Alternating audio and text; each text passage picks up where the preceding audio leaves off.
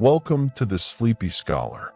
Today, we return to the days when time itself seemed to freeze, when the world we know fell into a deep slumber beneath a blanket of white. A time before the green forests, the bustling cities, and the warm beaches we see from our windows today existed. We travel to an era ruled by silence, wind, and ice. The Ice Age. Perhaps you have thought of this period only as a cold and harsh struggle for survival. But beneath the ice lies secrets fascinating enough to push the boundaries of your imagination and peaceful enough to calm the soul. It is a world where giant creatures roam the earth with slow, heavy steps, where oceans retreated to reveal entirely new continents, and where the sky shone with a light far different from today's. Tonight, we will take a slow walk among the mysterious and crystallized beauties of that world. If you are ready, let us wrap ourselves in our coats and take our first step into thousands of years ago, into that great white silence. Now, imagine for a moment that you are erasing the room you are in, the walls around you, the hum of the city, and all the chaos of modern life. In your mind, there is only a vast void. And then, slowly, very slowly, the color of this void begins to change. It is a palette shifting from gray to white, and from white to that unique glacial blue. You feel the air change. The breath filling your lungs is now sharper, fresher, and clear as crystal. It is as if with every breath, the warmth inside you meets that ancient cold outside. We win the wheel of time back, approximately 20,000 years. The Earth is not the blue-green planet we know now. Viewed from space, there is a massive, glowing white cap sitting atop our world. The shapes of the continents are familiar, but their colors are entirely different. The majority of the northern hemisphere is in an eternal winter sleep, as if time itself has frozen. For a moment, imagine yourself standing exactly where New York City is today, right in the middle of Manhattan Island. But around you, there are no massive skyscrapers reaching for the sky, no glass buildings, no yellow taxis, or rushing people. There is not even the ground you stand on. When you tilt your head back, you cannot even see the sky, because right in front of you rises a wall of a magnitude that challenges the limits of your imagination. This is not a wall built of stone or brick. This is a wall of pure, compressed, ancient ice. Above the modern cities of today, there sits a massive sheet of ice, fully 2 kilometers thick. Can you imagine it? 2,000 meters. A freezing, colossal mass rivaling the peaks of the highest mountains, touching the clouds, reflecting the light into thousands of prisms. In London, in Berlin, in Chicago, in these places where millions live today, back then, there was only the whistle of the wind and the deep, creaking groans of the ice under its own weight.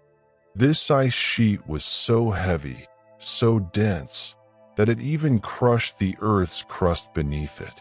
The world was silently changing shape under this white burden it carried on its shoulders.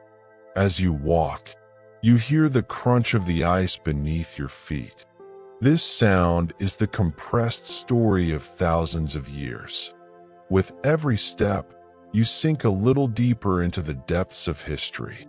The sun shines in the sky, but its heat is fractured and weakened across this white desert before it reaches you. There is a blinding brightness all around. Everything is white, stretching all the way to the horizon. Occasionally, you simply watch the dance of snowflakes swept up by the wind. So, what was it that brought the world to this state? Perhaps a massive catastrophe, the sun fading, or a sudden cosmic event plays out in your mind. But the truth is much more surprising and far more delicate. What buried the world in this white silence was a difference of only a few degrees. Yes, you heard that right. The average temperature of our planet was only 4 or 5 degrees lower than it is today. Think about it. 4 degrees. Sometimes, that is not even the difference between a summer day and a cool spring evening. It is a tiny temperature difference you wouldn't even notice while adjusting your car's air conditioning. But nature's balance is so sensitive, so fragile, that this tiny drop was enough to start like the flutter of a butterfly's wings and turn into a glacial storm that enveloped the entire planet. When the sun's rays hit the earth, they no longer warmed the soil as they once did. Summers grew shorter, winters grew longer. They grew so long that the snow falling in winter found no chance to melt in the weak heat of summer. One year's snow remained on the ground, unmelted, and the next year's snow fell upon it. Then the next year, and the next. For centuries, for millennia, this cycle continued. Snowflakes piled up, compressed by their own weight, and hardened. First, they turned into firn, or granular snow, and then into that deep blue, hard glacial ice. This was not just a change in the weather. It was a change in the planet's character. The world was quieter. There was no noise of great cities, no engine sounds, no human chatter. There were only the purest sounds of nature. The sound of the wind gliding through the glaciers was melodic and mournful, like breath passing through a giant flute. Sometimes, a crack could be heard from miles away, a sign that a giant mass of ice was moving, breathing. This landscape is not frightening. On the contrary, it possesses a mesmerizing tranquility. It is as if the world has stopped rushing and decided to pause and rest. Everything is slow. The glaciers flow slowly, like rivers, but at a speed that takes centuries. Even the flow of time seems frozen. This cold is not a chaotic storm, but rather a blanket that protects, hides, and lulls everything to sleep. Close your eyes and feel yourself inhaling that atmosphere. The dryness of the air, that sweet sting the cold leaves on your cheeks. There is no humidity, no sticky heat. Only pure, clean, crisp air. The sky is a deeper blue than today, because the dust and ice crystals in the atmosphere refract the light differently. And at night, the stars. Oh, those stars. In that age without city lights, where the air was pristine, the Milky Way flowed like a river above your head. The white surface of the glaciers reflected the starlight like a mirror. It is as if you are walking among the stars, both in the sky and on the earth. This is a place beyond the world we know, but it is also our world, just living through a different season in a state of long slumber.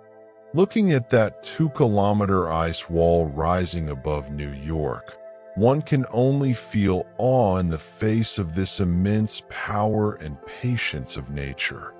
That mass of ice is not just frozen water. It is crystallized time.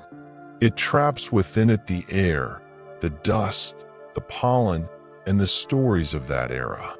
What we call the Ice Age was actually the world taking a deep breath and holding it for thousands of years. And within that held breath, the music of silence was playing. As we leave the towering walls of ice behind us, we turn our gaze toward the horizon, where the land meets the sea. But in this frozen epoch, the boundary between earth and water is not where we expect it to be. The massive ice sheets we just explored, those white giants kilometers thick, demanded a price from the planet. To build mountains of frozen water, the Earth had to borrow from its greatest reservoir, the oceans. Imagine standing on a familiar coastline, perhaps the white cliffs of Dover or the edge of a beach in Florida. In our time, you would hear the crashing of waves against the shore. But now, in the Ice Age, the ocean is silent because it is far, far away. The water has retreated. It has pulled back, not just for the duration of a low tide, but for thousands of years. The sea level has plummeted by a staggering 120 meters. That is the height of a 35-story building. All that water is now locked away in the ice caps, imprisoned in the white vaults of the North and South. This great recession of the waters revealed a secret geography, a hidden face of the Earth that has since been lost to the depths. Where we now see only the rolling gray waves of the North Sea or the English Channel, there once lay a vast, verdant landscape. This was not a barren seabed of mud and sand. It was a thriving, breathing world. We call this lost land Doggerland. Close your eyes and picture this lost paradise. It is a wide, low-lying plain stretching as far as the eye can see. It is a land of gentle, meandering rivers that wind their way slowly through tall grasses and dense marshes. These rivers, which today are buried under meters of salt water, once sparkled under the pale, Ice Age sun. They were the lifelines of this sunken continent, feeding lush wetlands where mist hung low in the mornings, softening the edges of the world. Here, you could walk from the heart of Europe to the shores of England without ever getting your feet wet. There were no boats, no perilous crossings, just a long, green bridge of earth. Imagine walking through this landscape. The ground is soft beneath your boots, a carpet of moss and peat. The air smells of damp earth, pine needles, and the faint, salty tang of the distant ocean. It is a quiet world. The only sounds are the rustling of the wind through the birch trees and the distant call of a waterfowl hidden in the reeds. You are not alone in this vastness. This was the great highway of the Stone Age. Small groups of our ancestors, families wrapped in furs, moved silently across these plains. They did not know they were walking on the bottom of a future sea. To them, this was simply home. They followed the herds of animals, the deer, the wild horses, the mammoths that grazed on these rich pastures. Picture a campfire flickering in the twilight of Doggerland. A family sits around the warmth, roasting meat, their faces illuminated by the orange glow. Above them, the same stars we see today will slowly across the sky. Around them stretches a continent that will one day vanish entirely, swallowed by the rising tides. But for now, it is solid, safe, and alive. It wasn't just Europe. The entire world was connected in ways we can barely comprehend today.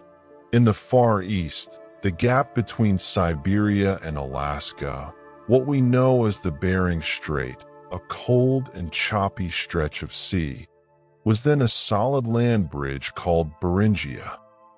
But do not think of it as a narrow bridge. It was a subcontinent of its own, a vast steppe covered in hardy grasses and wildflowers during the short summers. Here, the great herds of woolly mammoths migrated between continents. Imagine standing on a hill in the middle of Beringia. To your left is Asia, to your right is America, but there are no borders, no lines on a map.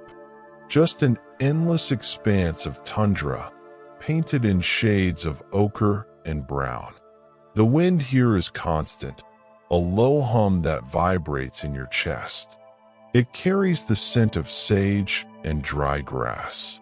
You watch as a line of mammoths, shaggy giants with curved tusks, move slowly across the horizon, their silhouettes dark against the setting sun. They are walking from one world to another, crossing a land that exists only for this fleeting moment in geological time. The disappearance of the oceans created a world that felt larger, yet more intimate. Islands were no longer islands. They were hilltops on a continuous plain. The chaos of the waves was replaced by the stillness of the meadows.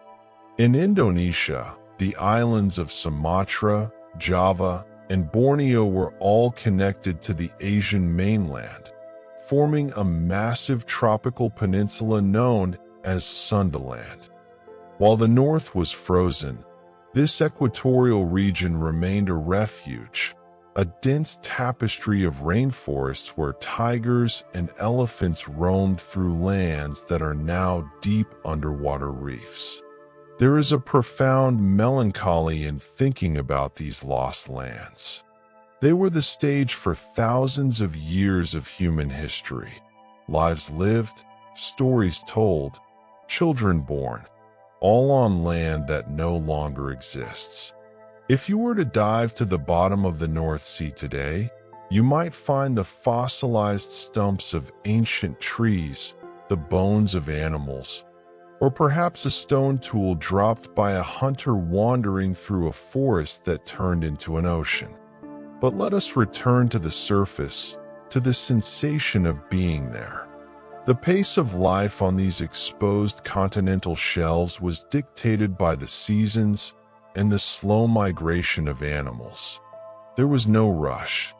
The horizon seemed infinite. When you looked out, you didn't see the curvature of the earth interrupted by buildings or ships. You saw only the gentle undulation of the land meeting the sky. The light in the Ice Age had a special quality, perhaps due to the dust in the atmosphere or the angle of the earth. It bathed these lost lands in a soft, golden hue during the golden hour, making the grasses glow as if they were lit from within. Walking across the floor of the dry ocean, you would feel a deep sense of connection to the earth. You are walking on soil that had been hidden for millions of years and would be hidden again. It is a temporary gift from the ice, a borrowed landscape. As the sun dips below the horizon in Doggerland, a heavy mist begins to rise from the marshes. The world turns into a landscape of shadows and silence. The air grows cooler and the stillness deepens. The chaotic energy of the ocean has been tamed, pushed back, leaving behind a tranquil, sleeping garden. It is a world waiting, breathing slowly, unaware that the ice will eventually melt and the water will return to reclaim what is its own. But for now, the water is gone, the land is open, and the path ahead stretches out, inviting and mysterious, leading us further into this ancient, quiet dream. Here is the final part of Section 1, written in English. I have maintained the hypnotic, descriptive documentary style, weaving in the listener's perspective gently to create that deep immersion without breaking the soothing flow. The Drought Paradox, a world of dust and gold. We have walked atop the frozen crowns of the north, and we have wandered across the grassy beds of the vanished oceans. Now, I ask you to pause and simply breathe in the air of this ancient world once more. When we dream of the Ice Age, our minds inevitably paint a picture of a relentless blizzard. We imagine a world buried under soft, fluffy piles of snow, where flakes fall from the sky day and night, turning the planet into a pristine, white quietude. But the reality of this era is far more complex and, paradoxically, far drier. The truth that often escapes our imagination is that the Ice Age was not a wet, snowy winter wonderland. It was a time of profound, global drought. Let us dissolve the illusion of the constant snowstorm. Instead, picture a world that is thirsty. The mechanism of the planet has shifted, because so much of the Earth's water is locked away in those colossal ice sheets we visited earlier, and because the oceans have retreated so far, the great engine of the rain has slowed down. There is very little evaporation. The clouds that usually carry life-giving rain to the continents are few and far between. The air you are breathing in this visualization is incredibly dry. It is crisp, static, and holds almost no humidity. If you were standing there right now, wrapped in your furs on the open plains of Europe or North America, you would feel the moisture being gently pulled from your skin by the atmosphere. Your lips would feel instantly chapped. The static electricity would cause the fur of your coat to stand on end, snapping softly with every movement. It is a dry cold, the kind that preserves, the kind that mummifies. Look around you. You are not standing in deep snowdrifts. In fact, in many vast regions, like the Great Plains of Siberia or the interior of Alaska, there is hardly any snow on the ground at all during the winter. The ground is hard, bare, and frozen solid like iron. This is the Mammoth Steppe. It is the largest biome the Earth has ever known, a landscape that no longer exists today. It is an endless ocean of grass, stretching from Spain across Eurasia to Canada. But this grass is not the lush, emerald green of a spring meadow. It is a sea of amber, gold, and pale brown. It is brittle. Step forward and hear the sound under your boots. Crunch, crunch. It is the sound of dry, frozen vegetation. The wind that sweeps across this landscape does not carry heavy moisture. It carries dust. This is the most defining, yet most forgotten element of the Ice Age atmosphere, the dust. Without vast forests to break the wind or hold the soil with their roots, and with the glaciers constantly grinding rocks into fine powder, the world is in a constant state of hazy motion. Fine particles of silt, known as loess, are lifted by the winds and carried for thousands of miles. Imagine looking at the horizon at sunset. The sky is not just clear blue. It is often painted with a hazy, golden filter. The sun, hanging low in the sky, shines through this veil of ancient dust, casting a diffused, dreamlike glow over the landscape. It is beautiful in a melancholic way. The light is soft, lacking the harsh glare of a tropical sun. It softens the edges of the hills and the silhouettes of the animals grazing in the distance. Occasionally, the wind picks up. It is not a stormy gale, but a persistent, hollow howling that seems to come from the ends of the earth. You can see the dust swirling in small eddies, dancing across the permafrost. This dust coats everything. It settles on the backs of the woolly mammoths, blending their shaggy coats into the brown landscape. It settles on the ice sheets, slowly building up layers that will one day tell scientists the story of these dry winds. For the humans and animals living here, water is the greatest prize. Rivers are locked in ice. Lakes are frozen mirrors. To drink, one must melt the ice. It is a world where fire is not just for warmth, but for water. Imagine being one of our ancestors in this setting. You are sitting by a small fire, shielded by a rock overhang. Outside, the wind hisses through the dry grass. You take a handful of hard, white ice and place it near the flame.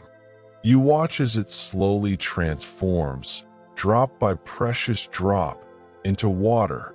In this dry, dusty world, the sound of dripping water is the most musical sound imaginable. This drought paradox explains why the landscape was so open. Trees need water, and they need warmth. In this arid climate, the forests retreated into small, hidden pockets, leaving the stage open for the grasses and the herbs. It created a world of visibility. Without dense forests to block your view, you could see for miles. You could spot a herd of bison moving like a dark river across the golden plains from a day's walk away. There is a stark beauty in this desolation. It is a minimalist world. The palette is simple: the white of the distant glaciers, the blue of the sky, the gold of the dry grass, and the gray of the wind-blown dust. It creates a sense of immense space and solitude. The clutter of the biological world has been stripped away, leaving only the essential elements. As we stand here in the dust and the wind, we realize that this harshness is what paved the way for the giants. This dry, grassy superhighway is what allowed the megafauna to thrive. They didn't need to trudge through deep snow. They had a continental buffet of dry, nutritious grass laid out before them. The stage is now fully set. We have felt the ice, we have walked the dry ocean floors, and we have tasted the dusty wind. The empty theater of the Ice Age is ready. But a theater is nothing without its actors. And oh, what actors they were. From the golden haze of the steppe, massive shapes are beginning to emerge. The ground begins to tremble, not with an earthquake, but with the rhythmic, heavy footsteps of giants.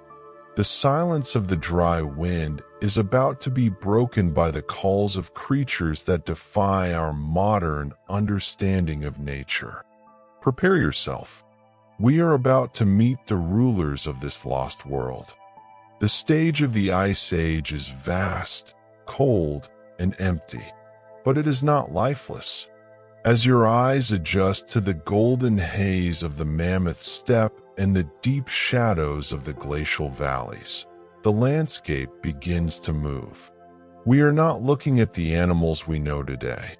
The creatures of this time are grander, stranger, and imbued with a majestic power necessary to survive the crushing cold.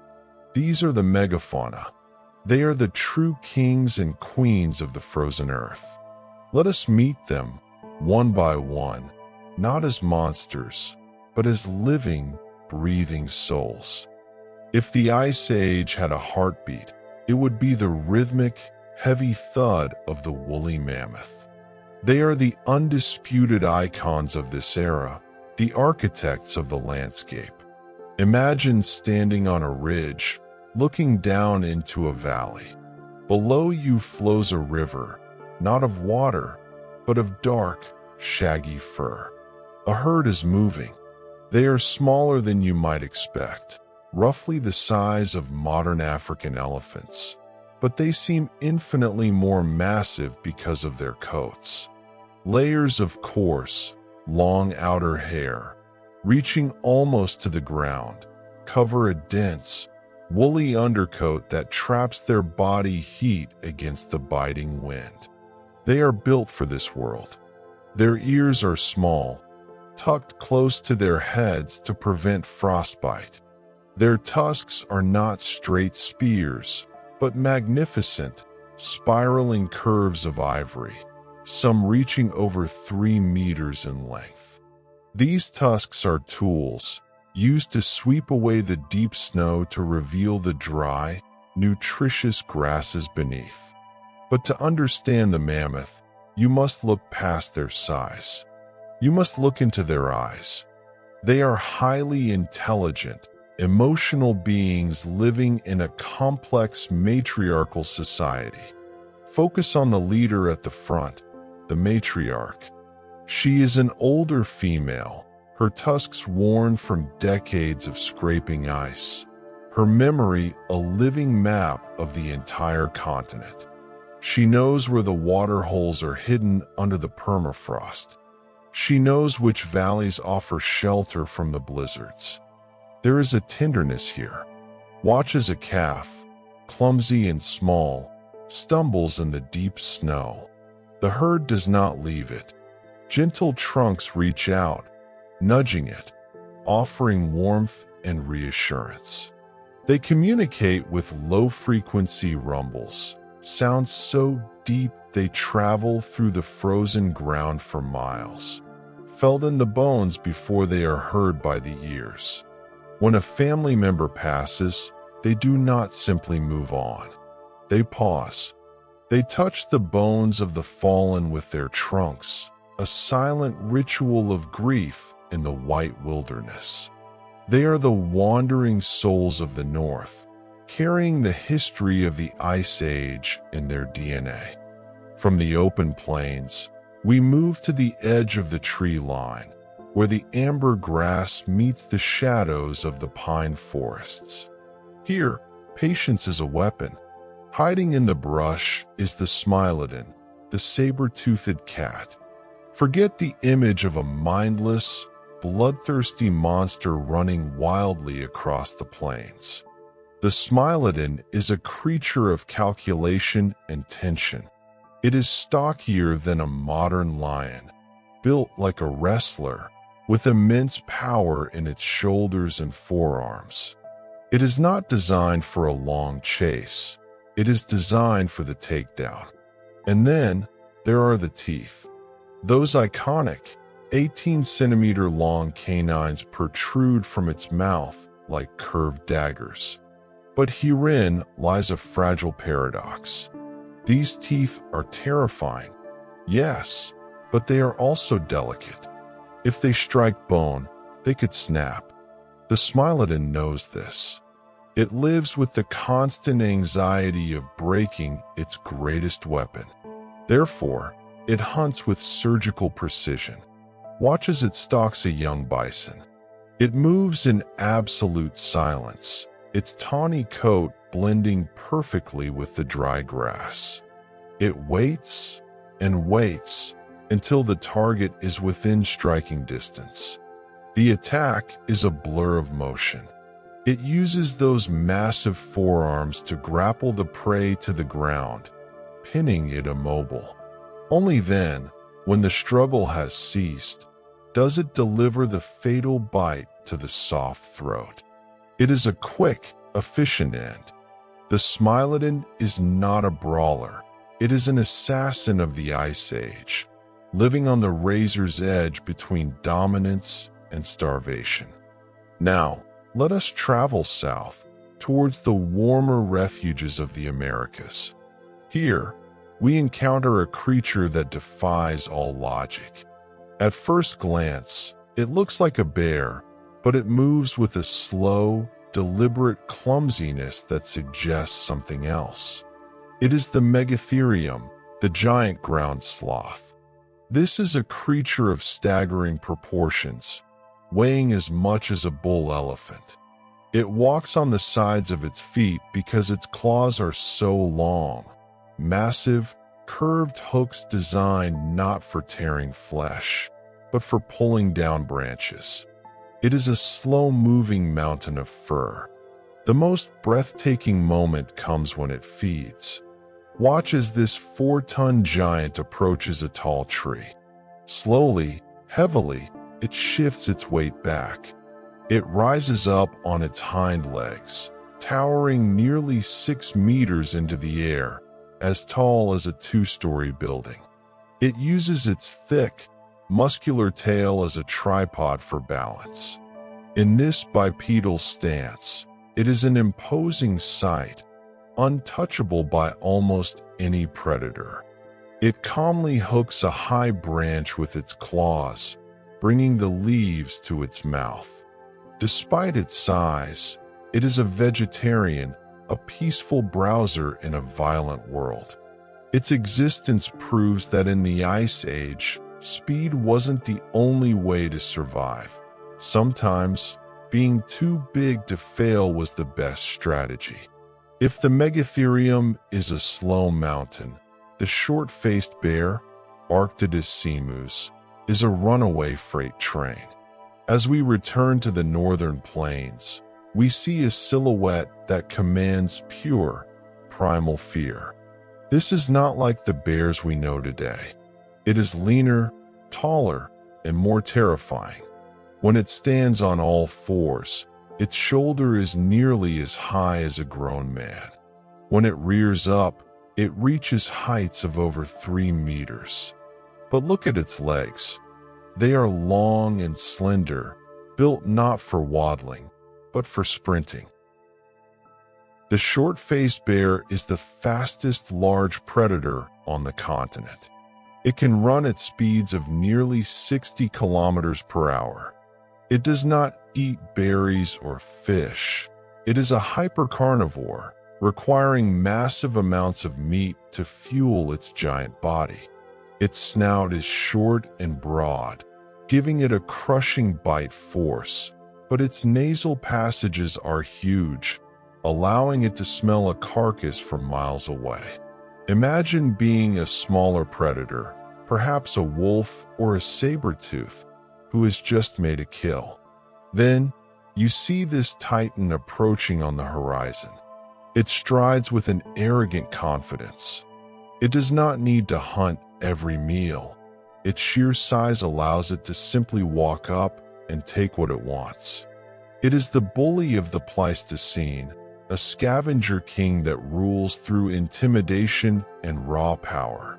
In its presence, even the bravest predators retreat into the shadows. While the Teratorns ruled the skies, a different kind of avian horror stalked the ground, particularly in the warmer regions of the Americas where the ice fingers had not fully reached. These are the Phorusrhacidae, appropriately named the terror birds. If the mammoth represents the majesty of the Ice Age, the terror bird represents its violence. They are a genetic echo of the dinosaurs, a reminder that the ruling reptiles never truly left. They just changed shape. Standing up to 3 meters tall, they are flightless, built entirely for speed and destruction. Look at one closely, but not too closely. Its beak is not like a bird's. It is a heavy, curved axe, larger than a human head. It attacks not with a peck, but with a vertical strike, driving that beak down like a pickaxe to shatter skulls. Its legs are thick pillars of muscle, ending in claws that can disembowel a horse with a single kick. They are the sound of panic in the tall grass. They hunt with a terrifying screech, a high-pitched shriek that freezes the blood of their prey. In a world of mammalian fur and milk, the terror bird is a relic of an older, colder era, a feathered dragon proving that feathers can be just as deadly as scales. We return now to the open steppe, where the golden grass waves in the wind. We spoke of the Smilodon, the ambush predator of the forests. But out here, in the open, there is a bigger cat. A cat that makes the modern African lion look like a house pet. This is Panthera atrox, the American lion. It is perhaps the largest cat to ever walk the earth. 25% larger than the lions of the Serengeti. It is a beast of pure muscle and intelligence. But unlike the lions we know, these giants likely did not have manes. In the freezing winds of the Ice Age, a heavy mane would be a disadvantage, collecting ice and snow. Instead, picture a sleek, tawny giant, its face scarred from battles, its eyes burning with a calculating intelligence. These lions are unique. They are smart enough to understand the landscape. They use the canyons and the cliffs to trap their prey. While the Smilodon relies on brute strength, the American lion relies on strategy and perhaps cooperation. They are the apex of the apex, capable of taking down a bison or a young mammoth. When an American lion roars, the sound doesn't just travel through the air. It vibrates in your chest cavity, a primal warning that says, "This land is mine." Not all giants were predators. Some were giants of vanity, beauty, and endurance. In the peat bogs of Ireland and across Europe, we find the megaloceros, known as the Irish elk. This creature is the tragic prince of the Ice Age. It carries upon its head a set of antlers so massive they seem impossible, spanning nearly 4 meters from tip to tip and weighing 40 kilograms. Imagine walking through a dense forest carrying a heavy oak table on your head. That is the life of the Irish elk. These antlers were not for fighting wolves. They were a display, a signal of genetic perfection to attract mates. But they were also a burden. In the deep winter, when food was scarce, the energy required to grow and carry these massive bone structures was immense. As the climate changed and the forests grew denser at the end of the Ice Age, these majestic crowns became a trap, catching in the trees, preventing the stags from fleeing. They were victims of their own splendor, a species that invested too much in beauty and not enough in practicality. Beside them, however, trotted the true survivors, the reindeer, Rangifer tarandus. Smaller, scrappier, and infinitely tougher. They are the nomads of the north. Their hooves are like snowshoes, spreading wide to keep them from sinking. But they possess a secret superpower hidden in their eyes. The reindeer is one of the few mammals that can see ultraviolet light. In the blinding white landscape where a white polar bear or a white wolf would be invisible to human eyes, to a reindeer, they stand out like black ink on paper. Their fur and urine absorb UV light, making them glow in the reindeer's vision. They are the masters of the light, navigating a world of blinding whiteness with a vision we can only dream of. Now, let us descend into the freezing waters of the great post-glacial lakes. The water is dark and still. Suddenly, a massive head breaks the surface. It looks like a beaver, but it is the size of a black bear. This is Castoroides, the giant beaver. Everything about it is familiar yet wrong. It is 2.5 meters long. But unlike its modern cousins, it does not have the flat, paddle-like tail for slapping the water. It has a thinner, muskrat-like tail. And when it opens its mouth, you see teeth that are terrifying, 15-centimeter incisors that look like bananas made of enamel. However, these teeth were not for chopping down trees to build dams.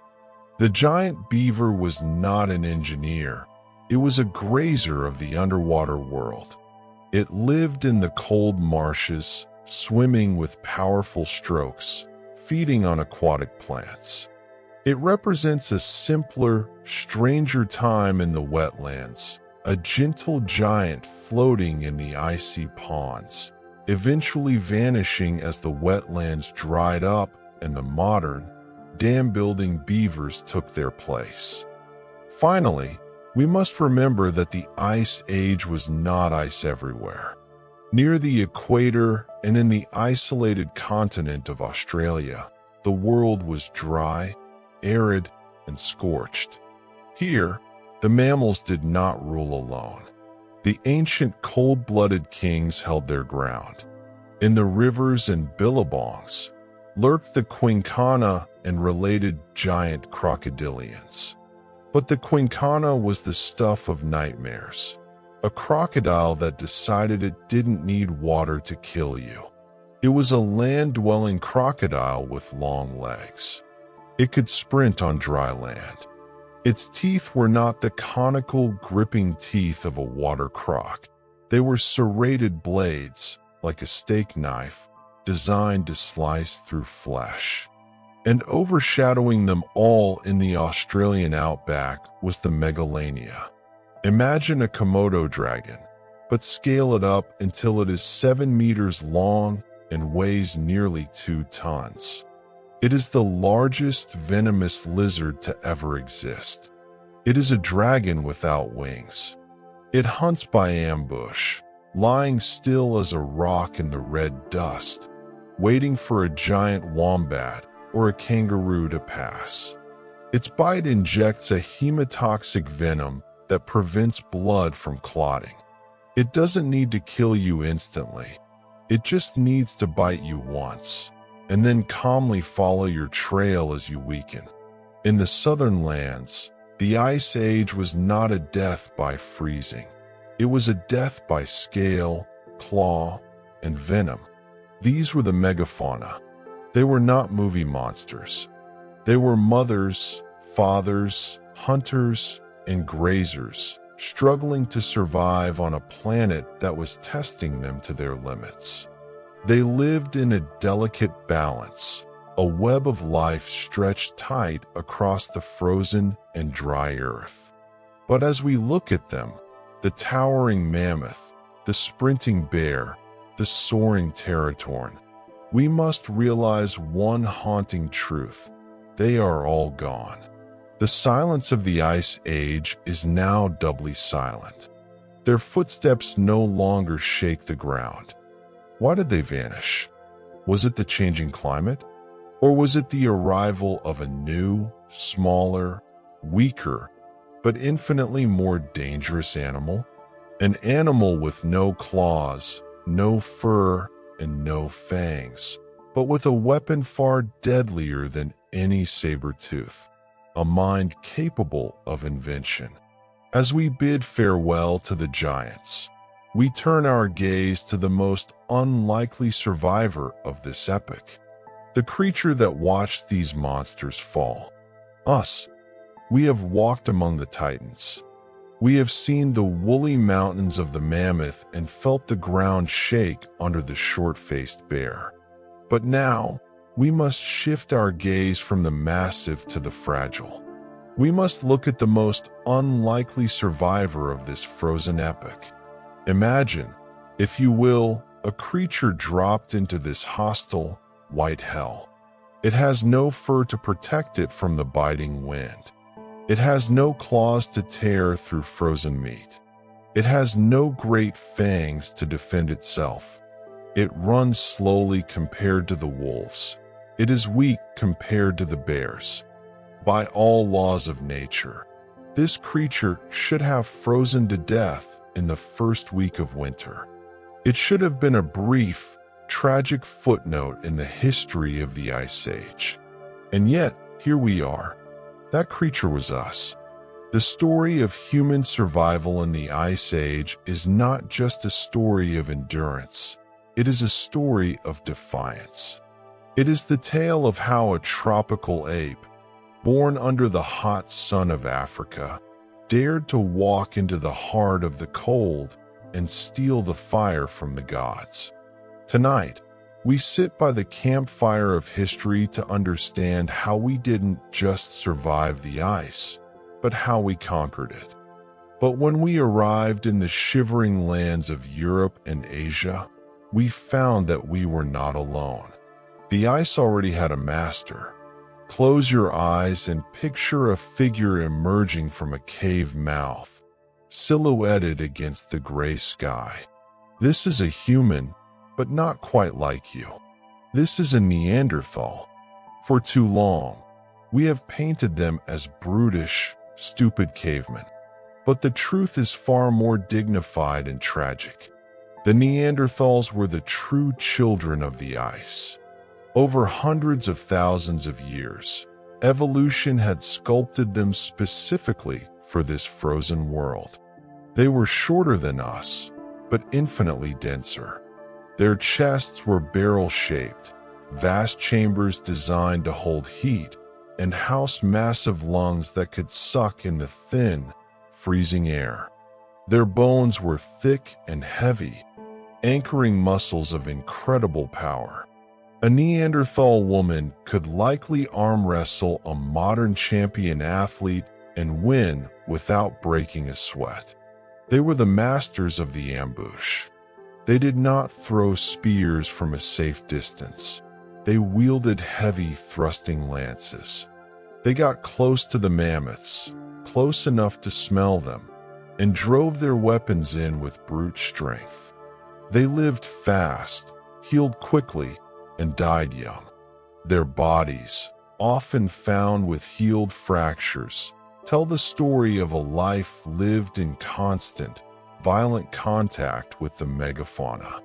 Then, about 45,000 years ago, a new shadow appeared on the horizon.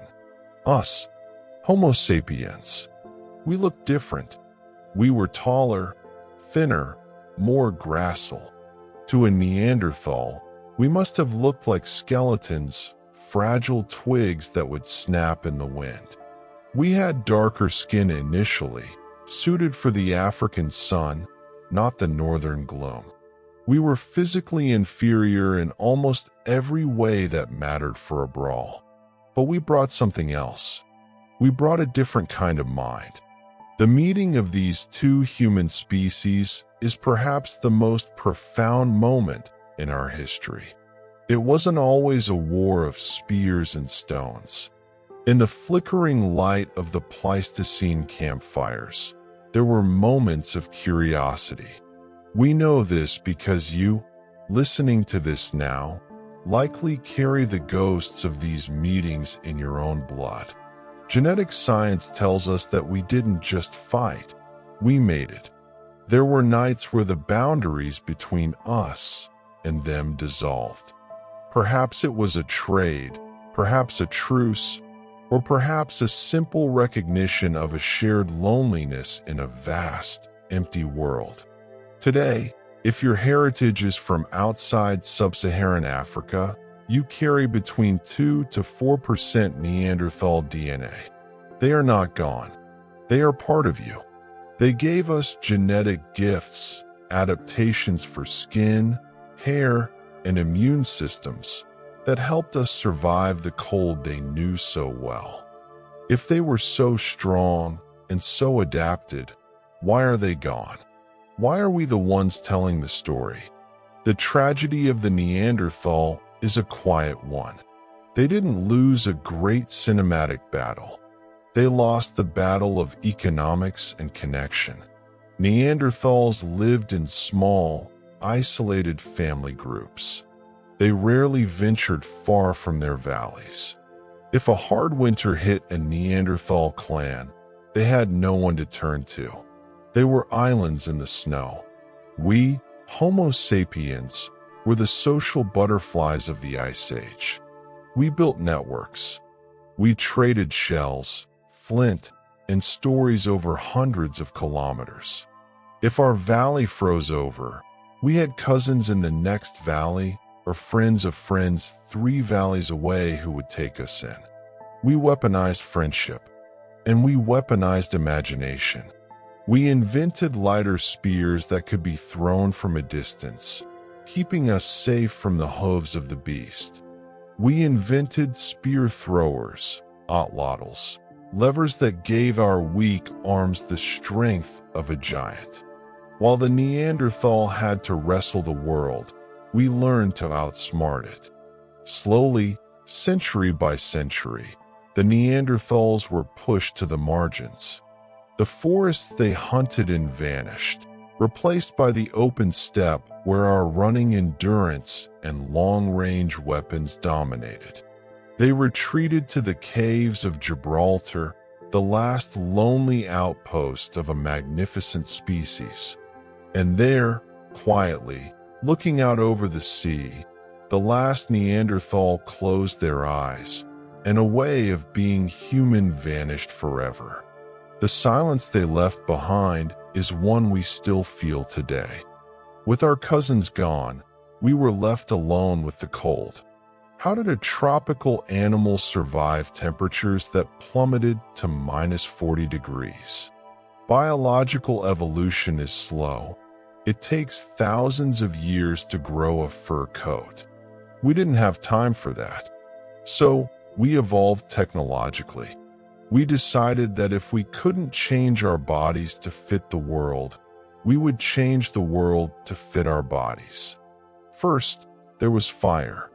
We didn't invent fire, but in the Ice Age, we mastered it. It became the center of our universe. In the pitch-black winters where the sun barely rose, fire was our portable star. It was not just heat, it was a wall. A ring of firelight created a magical barrier. Inside the ring, there was safety, warmth, and laughter. Outside the ring, there were the glowing eyes of the wolves and the hyenas. Fire allowed us to pre-digest our food. Cooking meat released more calories, more energy for our hungry, expanding brains. It allowed us to thaw the frozen carcasses of mammoths that were too hard to cut. But more importantly, fire created culture. Imagine the scene. The blizzard is howling outside, a sound like 1,000 screaming ghosts. But inside the cave, the fire is crackling. The smoke rises to the ceiling. The tribe sits close, shoulder to shoulder. In this warmth, the elders tell stories. They explain the stars, the migration of the herds, the spirits of the ancestors. The fire lengthened our day. It gave us time to think, to plan, and to dream. It was the incubator of the human soul. But fire cannot travel with you when you hunt. Fire cannot protect you when you cross the windy bridge of Beringia to a new continent. For that, we needed an invention that is arguably more important than the wheel, yet we rarely celebrate it. The sewing needle. It seems so small, so insignificant. A tiny sliver of polished bone or ivory, with the impossibly small hole drilled into one end. But this tiny tool was the key to the entire planet. Before the needle, humans and Neanderthals wore simple cloaks, hides draped over shoulders and tied. This blocked the snow, but it didn't trap the heat. The wind would sneak in through the gaps. In the deep freeze of the Arctic, a loose cloak is a death sentence. Then, some genius, whose name is lost to time, realized that if you could punch a tiny hole and thread a sinew through it, you could tailor. The needle allowed us to create thermal clothing. We learned to sew watertight boots from tough seal skin. We sewed trousers that hugged the legs. We created parkas with hoods lined with fur. But the genius was in the layering. We learned to sew the inner layer with the fur facing inward against our skin, creating a pocket of warm air. Then, we sewed an outer layer with the fur facing outward to shed the snow. This was a biological spacesuit. With a tailored fur suit, a human being carries their own tropical microclimate with them wherever they go. We could stand on top of a glacier in a blizzard and feel the warmth of the savanna against our skin. The needle allowed us to conquer the Arctic. It allowed us to cross into the Americas. While the Neanderthals shivered in their loose wraps, we marched forward in our fitted suits.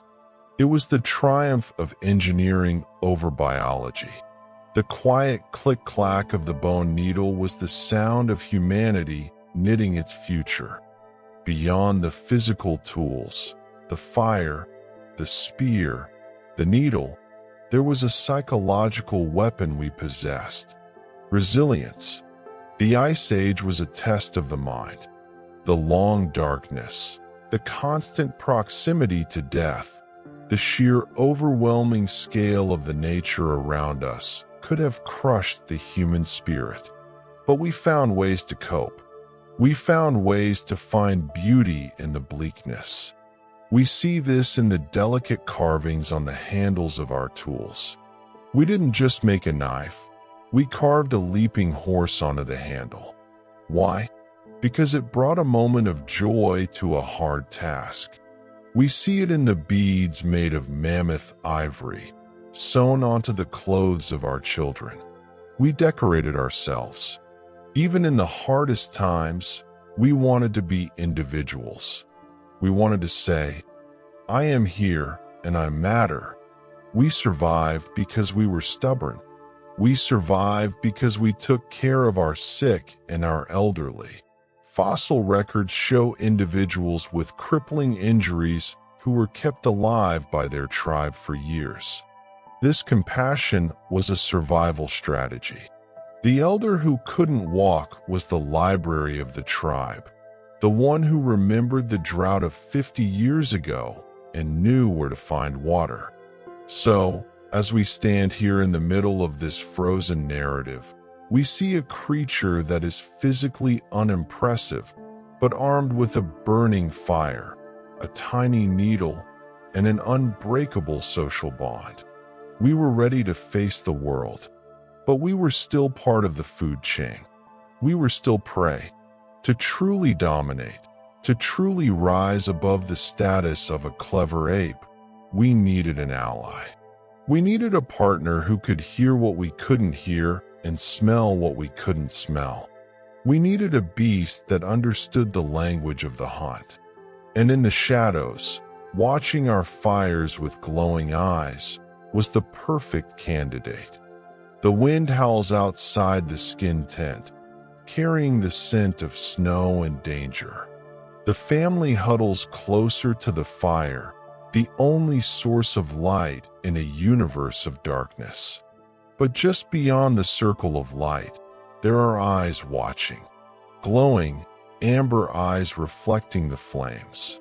For thousands of years, these eyes belonged to the enemy. They belonged to the wolf, Canis lupus. They were our rivals.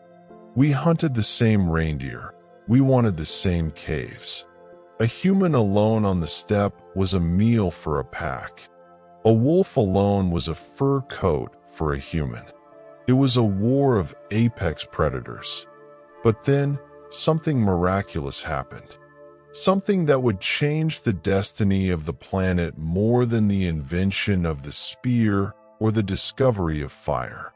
The war ended, and a friendship began.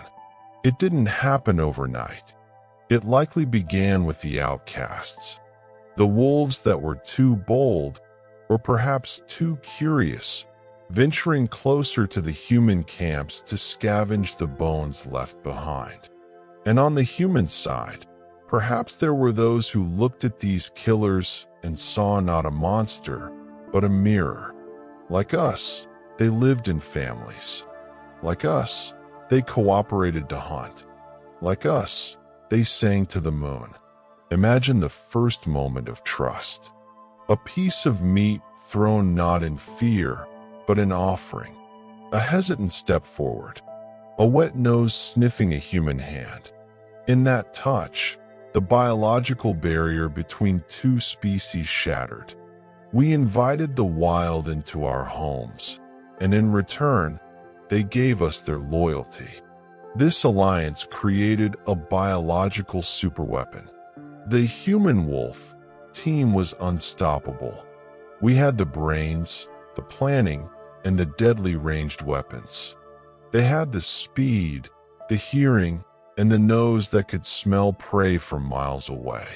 When we slept, they kept watch, their ears swiveling like radar dishes to detect the approach of a Smilodon or a rival tribe. We no longer had to sleep with one eye open. We outsourced our vigilance to our new friends. This partnership might explain why we are here, and the Neanderthals are not. There is no evidence that Neanderthals ever domesticated dogs. They faced the monsters of the Ice Age alone. We faced them with a pack at our backs. While the Neanderthal had to track prey for days, wasting precious calories, our dogs found the herds for us. We outhunted them because we were a composite creature, part primate, part canine. Over generations, the wolf changed. Their ears softened and flopped down. Their snouts shortened. They learned to understand our pointing fingers, a cognitive leap that even chimpanzees cannot make. They learned to look us in the eye to read our emotions. And we changed too. Looking into the eyes of a dog releases oxytocin, the love hormone, in both the human and the dog. In the brutal, freezing isolation of the Ice Age, this bond was not just tactical, it was emotional medicine. It was the first time we realized we didn't have to be alone in the universe. We had conquered the cold with needles. We had conquered the night with fire. We had conquered the hunt with dogs. But survival was not enough. We needed meaning. To find the soul of the Ice Age human, we must leave the open steppe. We must crawl into the belly of the earth. Imagine you are one of them. You leave the safety of the daylight. You squeeze through a narrow, damp opening in the rock. The air gets cooler, heavy with the smell of wet limestone and ancient dust. You crawl on your belly through twisting tunnels, deeper and deeper, far beyond where any sunlight has ever touched. You are entering the womb of the Mother Earth. Why go this deep? It is dangerous. Cave bears sleep here. The darkness is absolute. If your torch dies, you will never find your way out. Yet they went. They reached the great chambers, the cathedrals of stone. And there, in the flickering light of a tallow lamp, burning animal fat in a hollow stone, they began to paint. They ground red ochre, black charcoal, and yellow clay into fine powders. They mixed them with cave water, or spit, or blood, and with brushes made of horsehair, or by blowing the pigment through hollow bird bones, they unleashed their dreams onto the walls. Look at the panels of Chauvet or Lascave. These are not simple stick figures. They are masterpieces of motion and perspective. The artists used the natural curves of the rock to give the animals 3D volume. A bulge in the wall becomes the shoulder of a bison. A crack in the stone becomes the ground line. In the flickering torchlight, these paintings do something magical. They move. As the flame dances, the shadows shift, and the painted lions seem to stalk. The horses seem to run. The rhinos seem to clash horns. It was the first cinema. In the sensory deprivation of the deep cave, These images would have induced hallucinations, a trance-like connection to the spirit world. Why did they do it? Was it sympathetic magic, the belief that by painting the hunt, they would ensure success outside? Was it a tribute to the animals they respected and killed? Or was it something more auditory? Acoustical archaeology suggests that the places with the most paintings are often the places with the best echoes. Imagine a shaman standing in the dark, chanting, tapping a rhythm on a stalactite. The sound reverberates, sounding like the stampede of 1,000 hooves. The painting is just part of the ritual. The cave itself was an instrument. But among the great beasts, the lions, the mammoths, the horses, there is one symbol that haunts us the most: the hand. On many walls, we find negative handprints. The artist placed their hand against the cold stone and blew pigment over it, leaving a silhouette. These hands reach out to us across 20,000 years. They are the signatures of individuals. Some are large, the hands of hunters. Some are small, the hands of children lifted up by their parents. It is a message that transcends time. It says, I was here. I was alive. I breathed this air. I felt this cold. Do not forget me.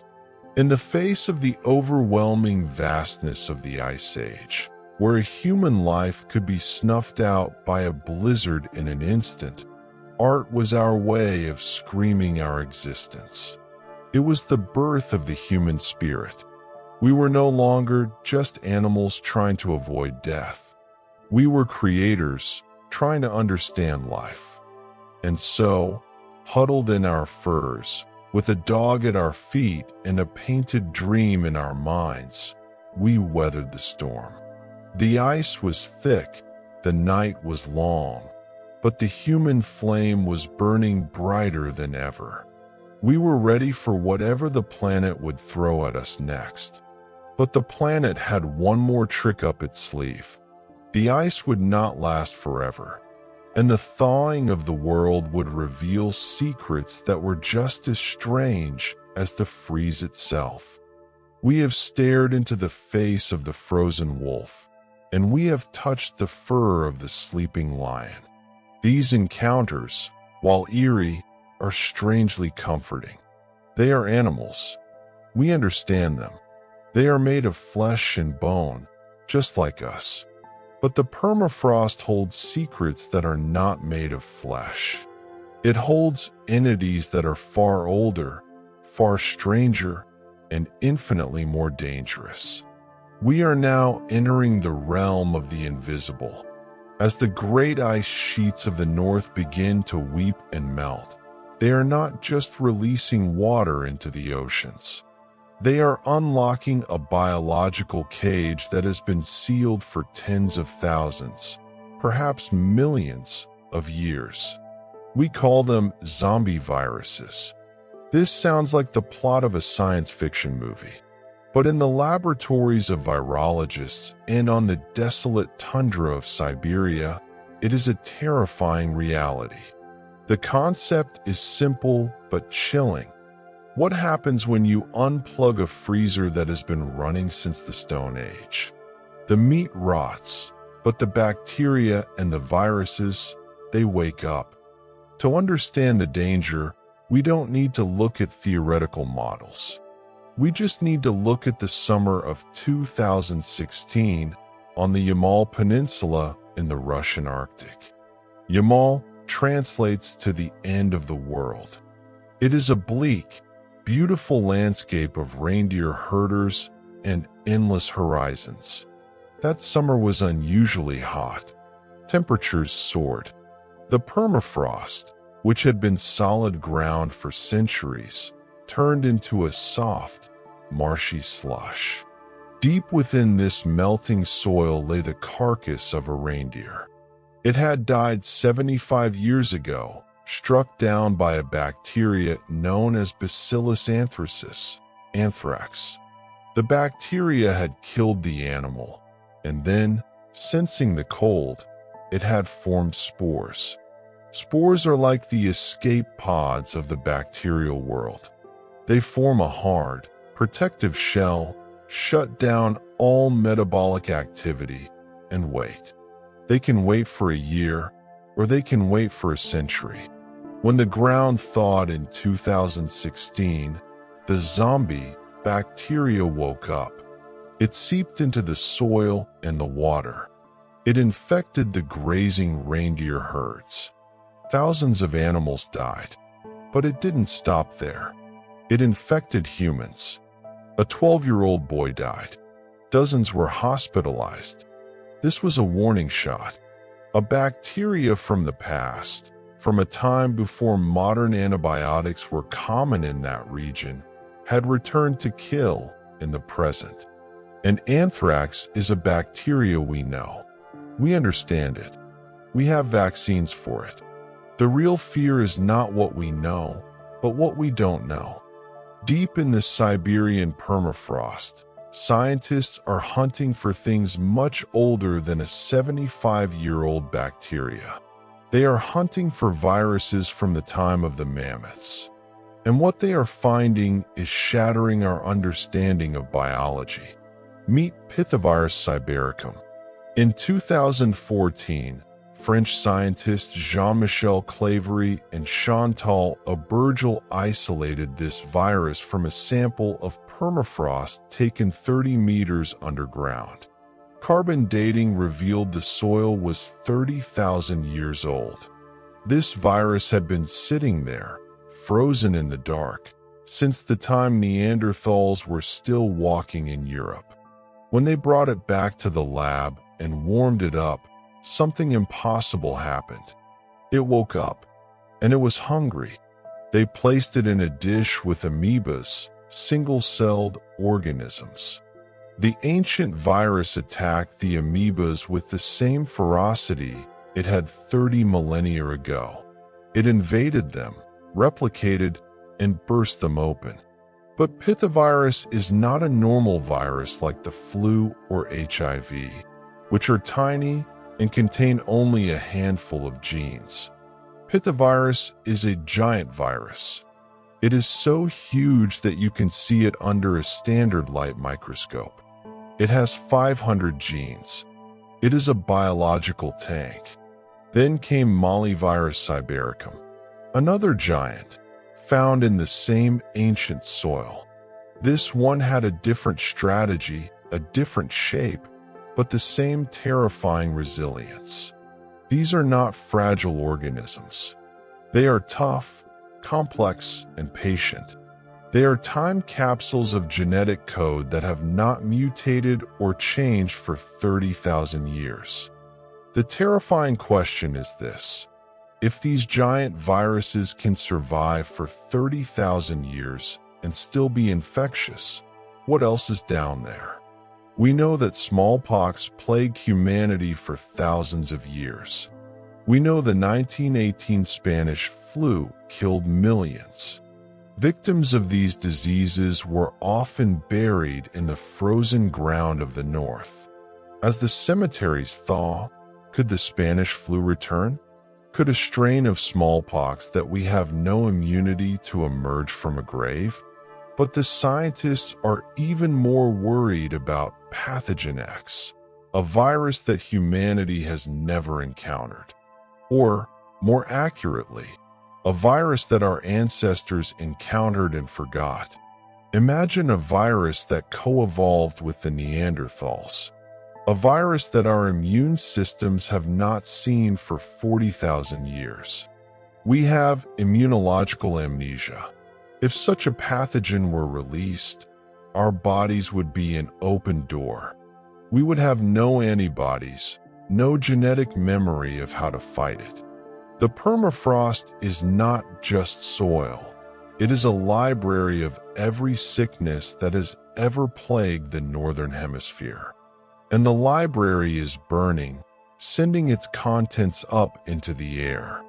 The danger is not just from the sun melting the ice. It is from us.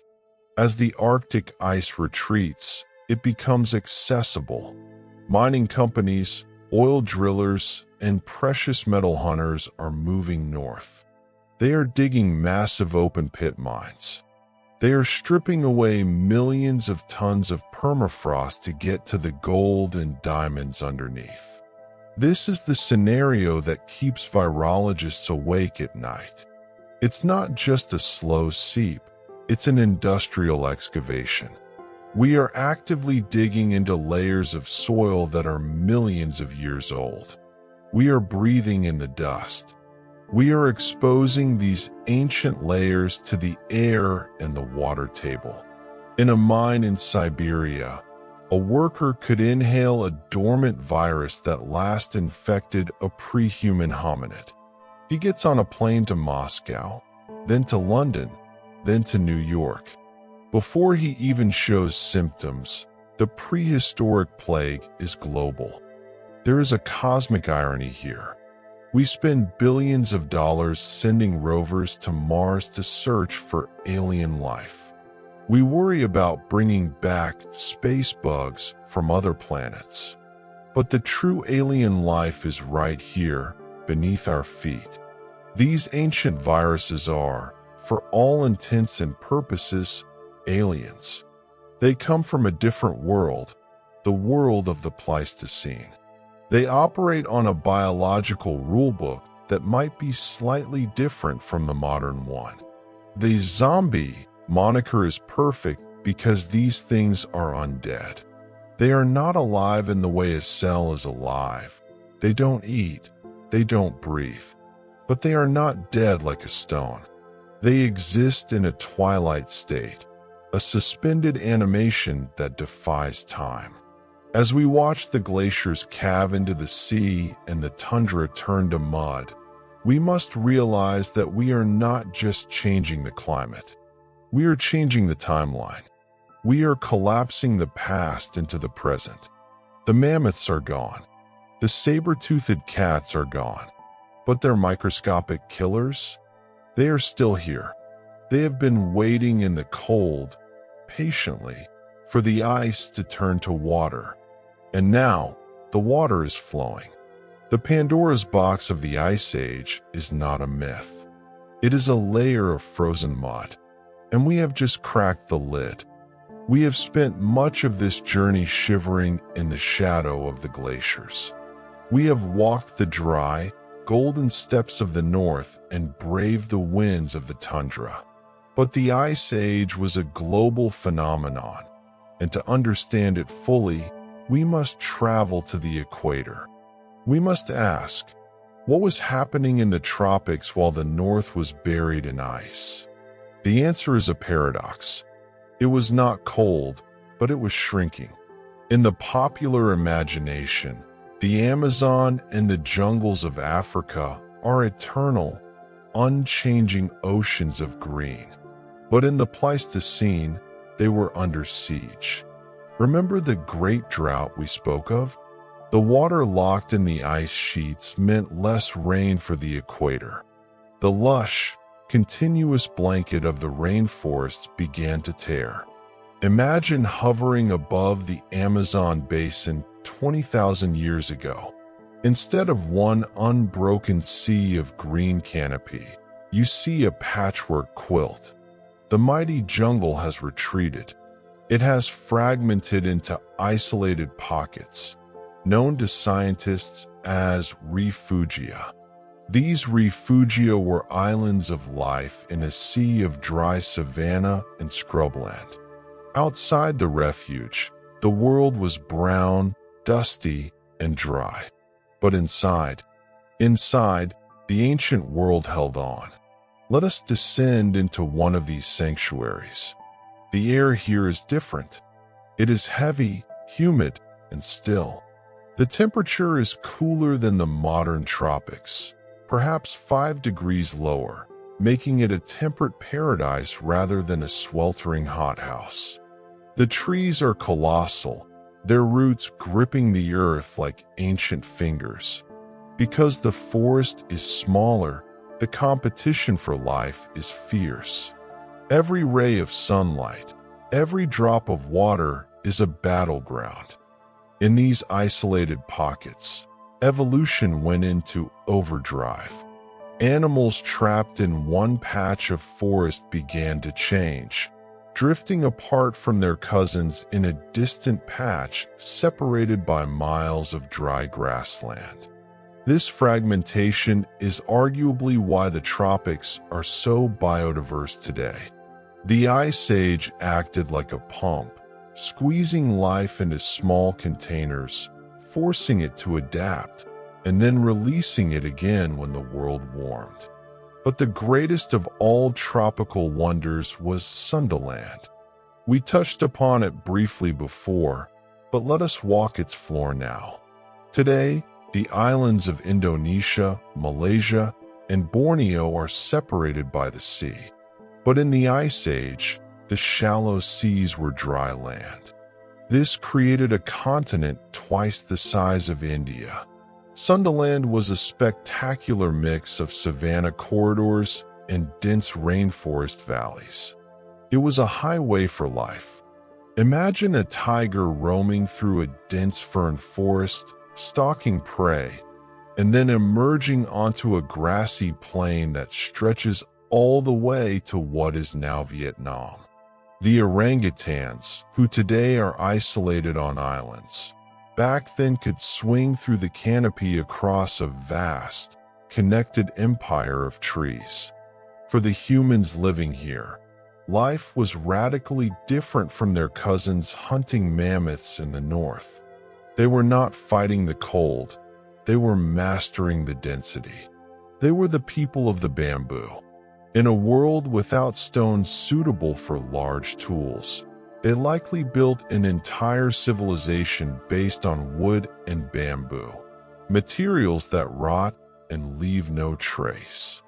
They lived in harmony with the green hell, navigating the twilight world of the forest floor where the sun never fully touches the ground. These rainforest refugia were the arcs of the planet. While the North was rebooting its ecosystem under the ice, the tropics were guarding the ancient lineages. When you look at a rainforest today, you are looking at the survivors of the Great Drought, the descendants of those who huddled in the Emerald Islands while the world dried up around them. Now, let us leave the green shadows of the tropics and return to the cold, dark heart of Europe. We're going to zoom in on something very small, yet profoundly significant. We're going to look into the human face. Look in the mirror, or look at your friends. If you see a pair of brown eyes, you are looking at the default setting of humanity. For millions of years, every human being on Earth had brown eyes. It was the only color in our palette. The melanin that protects our skin from the African sun also colored our irises, shielding our eyes from the glare. But then, deep in the Ice Age, something flickered in the genetic code. It happened in a single individual. One person, a man or a woman who lived between 6,000 and 10,000 years ago, likely in the region north of the Black Sea.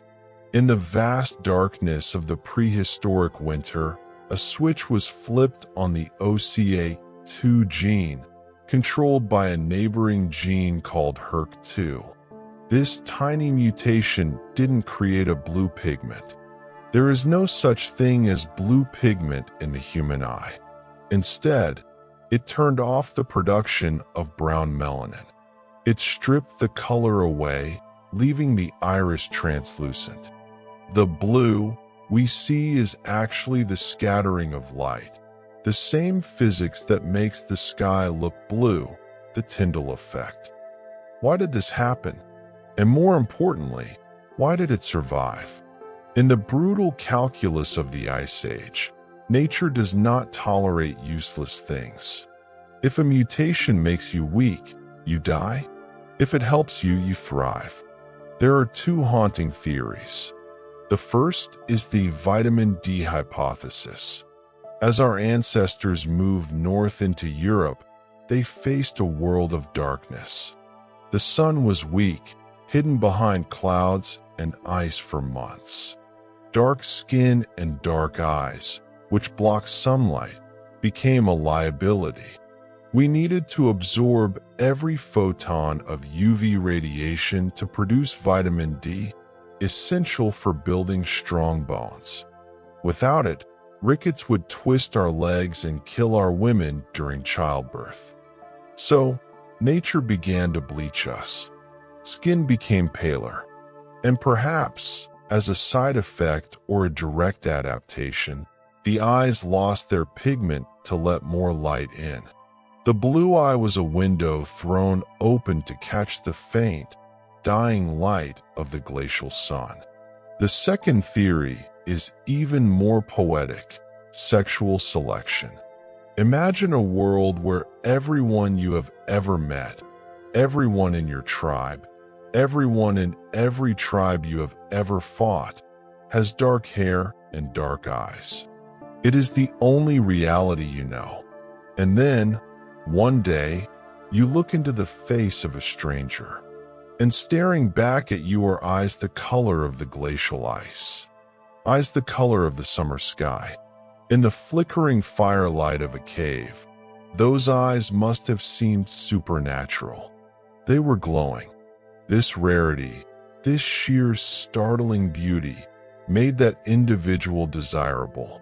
They were chosen as mates not because they were stronger, but because they were different. The genes spread like wildfire through the small, isolated populations of Europe because it was hypnotic. It is a strange thought.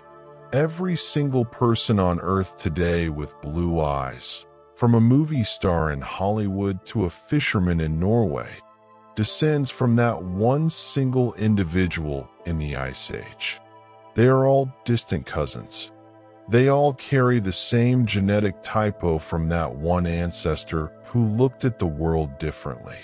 The blue eye is a legacy of the dark. It is a reminder of the time when we had to change our very biology to survive the lack of sun. It is a scar of the winter, worn as a jewel. And it brings us to a profound realization. The Ice Age didn't just shape the land, it shaped us. It sculpted our bodies, lightened our skin, and colored our eyes.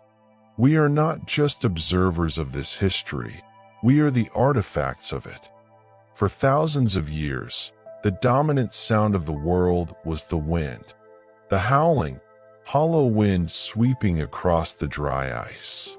But now, if you listen closely to the air of 14,000 years ago, you hear something new. A sound that had been silenced for eons. Drip, drip, drip. It starts slowly. A single drop falling from the tip of an icicle. Then a trickle running down the side of a glacier.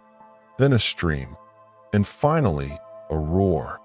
The great thaw has begun. The orbital cycles of the Earth have shifted. The sun is hitting the northern hemisphere with a new intensity. The prison of ice, which held the world in stasis, is cracking open. This was not a gentle spring morning. It was a violent, catastrophic unraveling of the planet's geography. Imagine standing at the foot of the great ice sheets in North America. These walls, 2 kilometers high, are beginning to groan. The structural integrity is failing. Massive blocks of ice, the size of skyscrapers, are calving off and crashing into the newly formed lakes below. The ground shakes with every impact. The air is filled with a thick fog, created by the cold ice meeting the warm air. The world is waking up from a long nightmare, but it is waking up screaming. As the ice melted, the water had nowhere to go. It was trapped between the retreating glaciers to the north and the land to the south.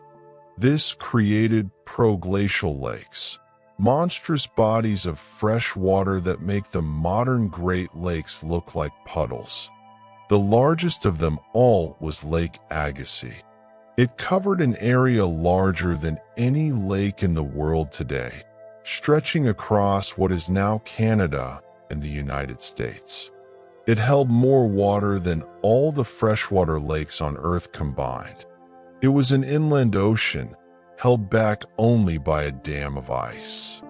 But ice is a fragile wall. Around 12,900 years ago, the dam broke. It is impossible to overstate the violence of this moment. Imagine a wall of water, hundreds of meters high, bursting forth. It wasn't just a flood, it was a continental pressure washer. It scoured the land down to the bedrock. It carved out canyons in days that would normally take rivers millions of years to erode. This billions of tons of icy fresh water rushed into the Atlantic Ocean. And this is where the story takes a terrifying turn. The Earth's climate is controlled by a conveyor belt of ocean currents, the Gulf Stream, that brings warm water from the equator up to the north. It relies on salt. Salt water is heavy. It sinks and keeps the current moving. But suddenly, the ocean was diluted. The massive injection of fresh water from Lake Agassiz stopped the conveyor belt dead in its tracks. The heat circulation of the planet was turned off like a light switch. The world had been warming up. Flowers were blooming. Animals were migrating north. Humans were enjoying the new, mild weather. And then, in the span of perhaps only 10 years, a blink of an eye in geological time, the door slammed shut. Because the ocean current stopped, the warmth stopped. The temperature plummeted. We call this period the Younger Dryas, named after a small, tough white flower, Dryas octopetala, that grows in the tundra. Scientists found the pollen of this flower in layers of soil where it shouldn't be, proving that the cold had returned with a vengeance. Imagine the confusion of the people living at that time. You are a hunter. Your grandfather told you stories of the bitter cold, but you have known only warmth. You have seen forests growing where ice used to be. You think the ice age is over. But then the winter comes, and it doesn't end. The snow falls and doesn't melt in July. The forests you relied on wither and die, replaced once again by the dry, cold steppe. The animals, confused by the shifting seasons, begin to starve. This was the big freeze within the melt. It was a cruel trick of nature. Just when life thought it was safe, the Ice Age reached out from its grave for one last, 1,200-year-long stranglehold. It was a time of desperation. Humans, who had started to settle down, perhaps even experimenting with planting seeds, were forced back into their nomadic ways. The buffer of comfort vanished. But was it just the water? Was it just the ocean currents? There is a darker, more controversial theory haunting the archaeological sites of this period. It is called the Younger Dryas impact hypothesis. Digging in the soil layers dating to this exact moment, 12,800 years ago, scientists have found something strange. They found black mats, layers of charcoal-rich soil. Inside these mats, they found nanodiamonds, microscopic diamonds formed only under extreme pressure, and iridium, a metal rare on Earth but common in space. Some researchers believe that the Ice Age didn't end with a whimper, but with a bang. Picture the scene. You are standing on the plains. The night sky is suddenly torn apart. A comet, or perhaps fragments of a disintegrating comet, enters the atmosphere. It doesn't need to hit the ground to destroy the world. It explodes in the air, an airburst, with the force of 1,000 nuclear bombs. The heat is instantaneous. The forests of North America catch fire. The shockwave flattens trees for thousands of miles. The ice sheets are hammered, melting instantly and causing catastrophic floods. The smoke and ash rise into the atmosphere, blocking out the sun, plunging the world into a nuclear winter. Whether it was the breaking of the ice dam or the fire from the sky, or perhaps both, the result was the same. The world was thrown into chaos. This chaos is the backdrop for the greatest murder mystery of all time. As we moved through the Younger Dryas, the world became silent. The ground stopped shaking. Where is the mammoth? Where is the saber-tooth? Where is the giant sloth? For millions of years, they survived ice ages. They survived warming periods. They were resilient. But this time, they didn't make it. In a geological heartbeat, the megafauna vanished. 75% of the large animals in North America disappeared. Was it the climate? Did the rapid switch from warm to cold and back to warm destroy their habitats? Did the nutritious grass disappear, replaced by toxic birch forests? Or was it us? This is the overkill hypothesis. We, Homo sapiens, had become too good. Our weapons were too sharp. Our dogs were too fast. We were no longer just a part of the ecosystem. We were a plague upon it. Did we hunt the last mammoth mother as she tried to protect her calf in the freezing rain? Did we burn the forests to drive the game, destroying the very land we lived on? The truth is likely a perfect storm. The climate weakened them. The comet may have shocked them. And we finished them off. We are the last survivors standing in a graveyard of giants. The freeze of the Younger Dryas ended as abruptly as it began. The sun returned. The currents restarted. And the melting resumed with a terrifying speed. We call this event Meltwater Pulse 1b. To understand the scale of this, you must forget the slow, millimeter by millimeter sea level rise we talk about in modern climate change. This was a deluge. In some centuries, the sea rose by meters. If you lived on the coast, you could practically watch the ocean march inland during your lifetime. The great ice sheets of Scandinavia and North America collapsed into the sea. The weight of this water was so immense that it actually bent the Earth's crust, causing earthquakes and volcanic eruptions as the planet tried to adjust to its new balance.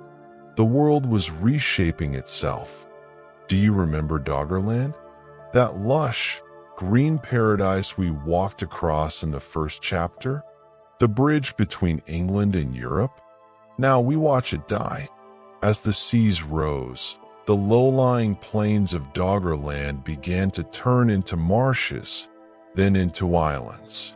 The people living there, the Mesolithic hunter-gatherers, were forced to retreat. Generation after generation, the stories of their elders became tragedies.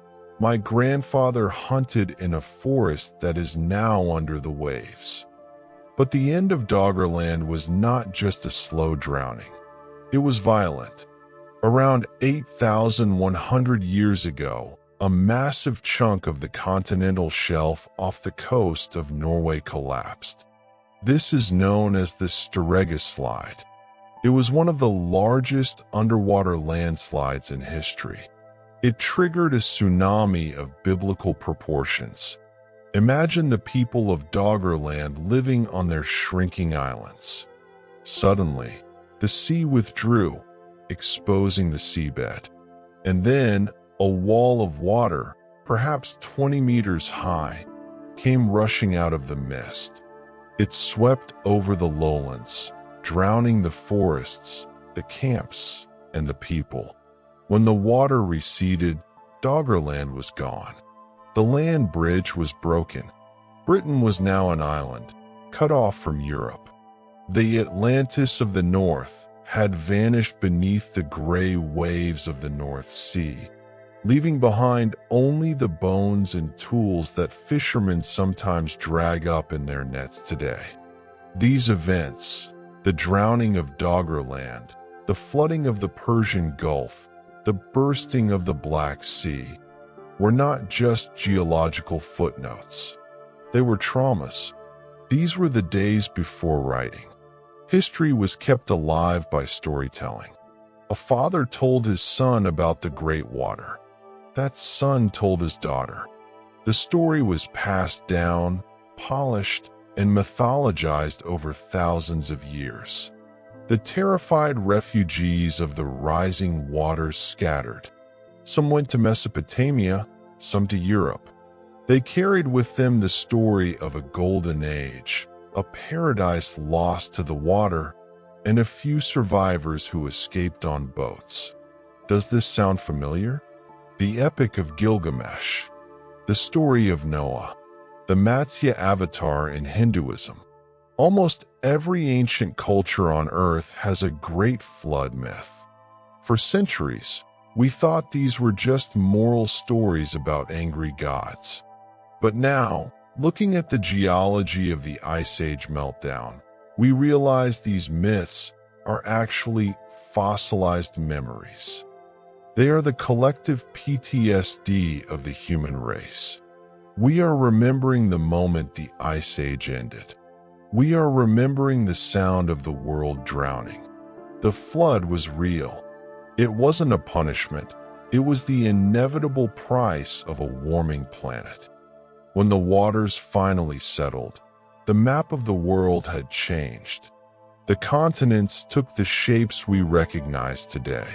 The weather stabilized into the warm, predictable climate of the Holocene, the era we live in now. This stability allowed us to stop running. We planted seeds. We built permanent walls. We invented writing to record our taxes and our stories. Civilization began, but we built our new world on top of the graveyard of the old one. Beneath our feet, beneath our keels as we sail the seas, lie the drowned lands, the frozen carcasses, and the silent stories of the Ice Age. The melt was the end of their world, but it was the beginning of ours. According to this cosmic clock, we should be slowly drifting towards the next Ice Age right now. The party is technically over. The orbit is shifting. The cooling trend should have begun about 5,000 years ago, but it didn't. Instead of cooling, the Earth is burning. Why? Because a new force has entered the equation. A force as powerful as the orbit of a planet. Us. We, the clever apes who survived the cold with fire and needles, have now built a fire so big it has changed the sky. By burning the fossilized remains of the ancient world, coal and oil, we have pumped massive amounts of carbon dioxide into the atmosphere. Carbon dioxide is a thermostat. It traps heat, and we have turned the dial up. Scientists believe that we have effectively canceled the next ice age. The concentration of CO2 is now so high that the glaciers cannot grow, even if the Milankovitch cycles want them to. We have broken the rhythm of millions of years. We have created a superinterglacial, a long summer that might last for tens of thousands of years. Is this good news? Perhaps.